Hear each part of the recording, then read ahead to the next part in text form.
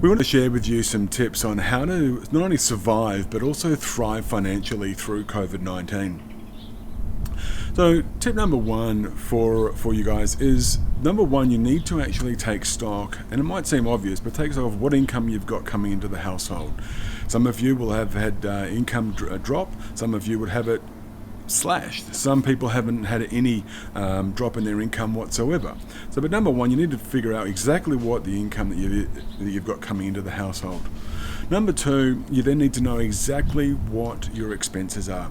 Now, you might say, well, I know what my expenses are, Brad. Well, that's good. In normal times, yeah, I'm sure you do. But they would have changed now, all right? So some of your expenses would have gone up. Power, phone, all of that sort of stuff, gas, that sort of thing would have gone up a little bit.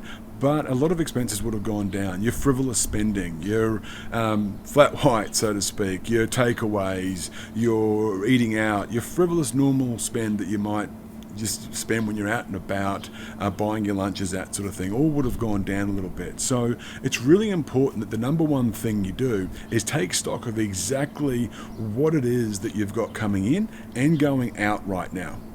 Once you've got this, it's really easy then to be able to have a discussion because you know where you're at.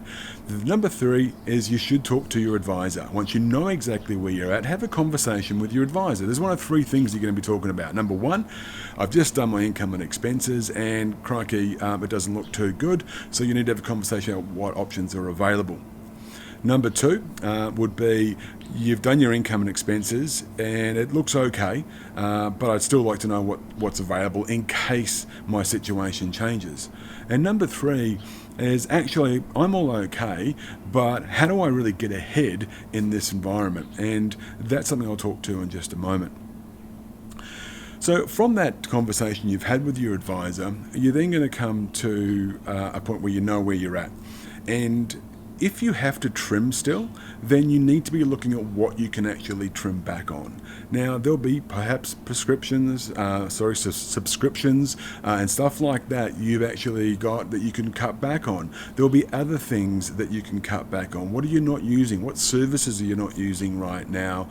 How can you actually save? If you've got a spa at home, maybe have to turn the spa off, save power, turn the lights off, all of those sorts of things. There'll be many things that you can do right now to trim back on and how to do things smarter.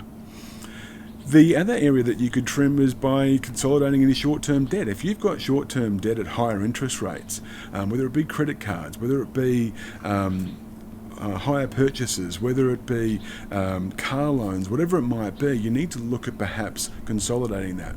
If you have a home loan right now, you can consolidate against your home loan. But the number one thing here is you don't put it on a 30-year term or 25-year term, whatever your home loan's on, that you consolidate it to a smaller loan term. For example, if you've got a car loan on a 3-year term, you could actually put that onto your home loan on a 3-year term, but pay, generally speaking, much lower interest rates than you would on a normal car loan. The same with your credit cards or any other short-term debt that you've got, but you need to look to consolidate. If you find that actually you're not needing to consolidate, you're not needing to trim back anywhere, the last bit of advice that we've got is that you need to look at how you can thrive. And again, this is where you need to be talking to your advisor.